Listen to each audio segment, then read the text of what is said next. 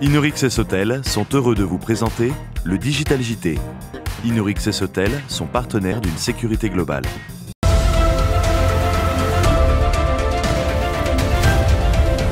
Bonjour et bienvenue dans ce premier numéro de novembre du Digital JT d'Agora News Sécurité. Bonjour à toutes et à tous, et puis bonjour Patrick.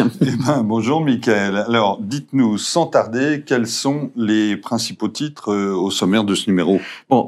Effectivement Patrick, les voici. Alors, en premier lieu, la reconnaissance faciale dans les lycées, retoquée par la CNIL, le marché de la téléassistance en ébullition, et encore et toujours des acquisitions bien sûr. Patrick, commençons par un fait de société. La sécurité dans les lycées et notamment une expérience de contrôle des élèves par reconnaissance faciale. Oui, alors Mickaël, vous le savez, les violences dans les établissements scolaires se multiplient. Cela se traduit quelquefois par l'incursion d'individus pour attaquer des professeurs ou des élèves.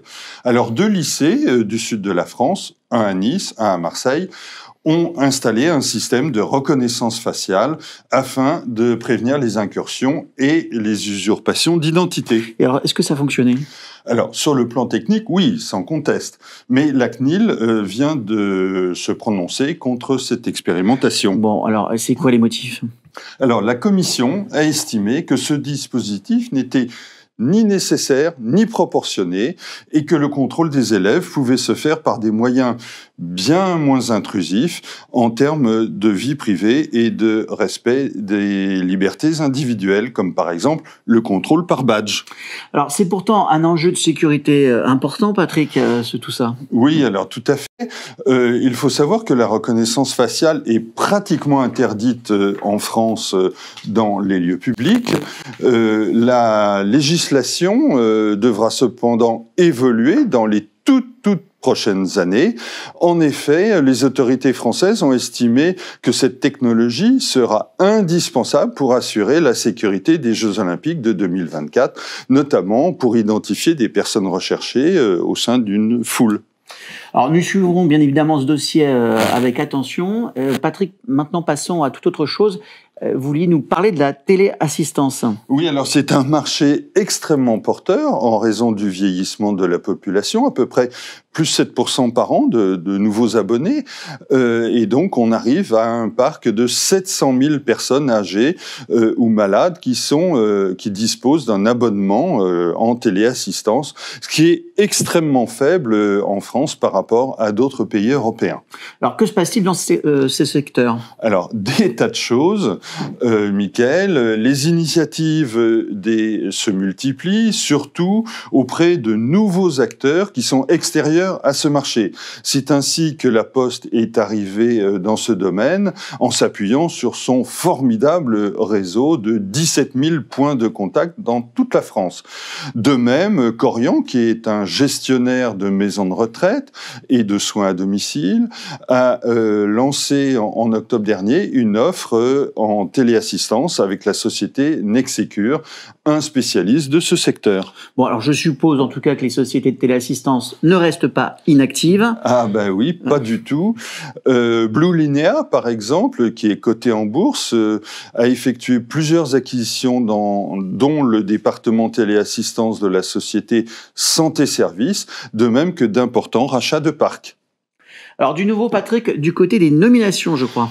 Oui, tout à fait. Alors, un changement à la tête de la sûreté aéroportuaire de Samsic. Il s'agit de Baudouin de l'Écluse, un ancien officier de l'armée de terre, qui a été directeur de la sûreté d'Aéroports de Paris, puis de Monoprix, et il a rejoint Samsic Sécurité en 2016. Vous vouliez aussi nous parler d'un nouveau contrat intéressant. Oui, alors c'est celui conclu par Nexter et Groupe Gorgé avec l'armée de terre pour la livraison de petits robots de reconnaissance. Et qu'est-ce qu'il y a de particulier ? Alors tout simplement le nombre de robots qui sont commandés, 56. Mickaël, c'est un signe fort vraiment de la part des forces armées il faut savoir que les commandes militaires sont généralement suivies par des commandes provenant du monde civil.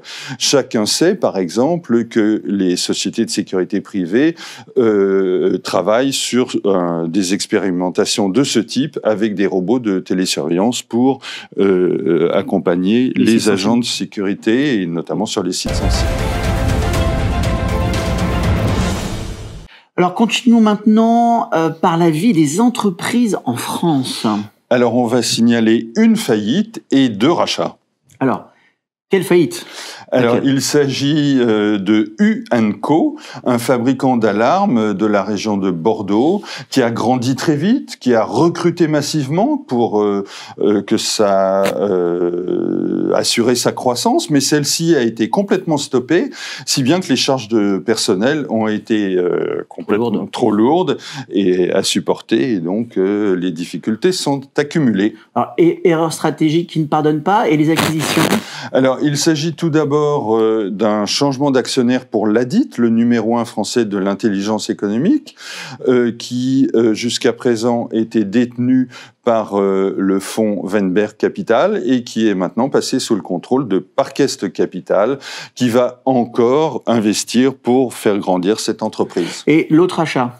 Alors l'autre rachat, c'est Elsia, un intégrateur de solutions de sécurité qui est repris par le groupe indépendant de génie électrique ERI, dont le PDG François Loutelier affiche de fortes ambitions en matière de sécurité électronique. Alors nous finissons comme d'habitude ce Digital JT d'Agora News Sécurité par notre rubrique internationale. Tout à fait. Alors cette fois-ci, je voudrais vous parler d'ASSA ABLOY, le leader mondial de la serrurerie, qui se diversifie activement dans la gestion des identités. Alors, quelle société, au pluriel, a-t-il acheté?